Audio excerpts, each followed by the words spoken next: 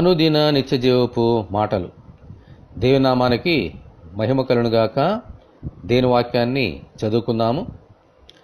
సొమ్మసిల్లిన వారికి బలమిచ్చేవాడు ఆయనే, శక్తిహీనులకు బలాభివృద్ధి కలుగజేవాడు ఆయనే. యెషయా గ్రంథము 40వ అధ్యాయము 29వ వచనం. ఇజ్రాయేలీలు 40 సంవత్సరములు కాలినడకన ప్రయాణము చేసి వాగ్దాన దేశంలోనికి ప్రవేశించారు. ఆమేన్.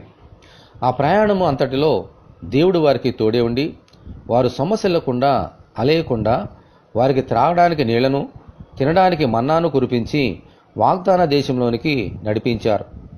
వారి కాళ్ళు వాయకుండా, వారి చెప్పులు బట్టలు పాతగిలకుండా కాపాడారు. ఆమేన్.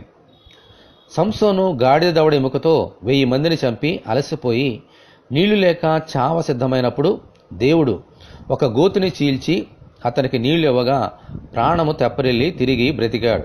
దేవునికి స్తోత్రము. హల్లెలూయా. మన దేవుడు కునకడు, నిద్రపోడు, అలయడు, సొమ్మసిల్లడు. మన జీవితంలో అలసి సొమ్మసిల్లిపోగా మనలను ఆదుకొని ఆదరించి బలాన్నిచ్చే దేవుడు మనకున్నారు. దేవునికి మహిమ కలుగునుగాక. ఆమెన్. కాబట్టి అన్ని సమయంలో మన ప్రభువైన యేసు మీదే ఆధారపడదాం. మన ప్రభువైన యేసు ద్వారా తండ్రికి మనందరము ప్రార్థన చేసుకుందాము. ప్రభువా, మీకు వందనాలు. మా బలహీన సమయములందు మమ్మలను ఆదరించి ధైర్యాన్ని ఇచ్చి బలపరచవలసినదిగా ప్రార్థన చేయుచున్నాం.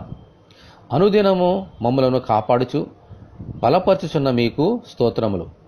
ఈ వాక్యం వింటున్న మా అందరినీ అలాగున దీవించమని మా ప్రభువైన యేసుక్రీస్తు ద్వారా ప్రార్థన చేయుచున్నాము తండ్రి. ఆమేన్.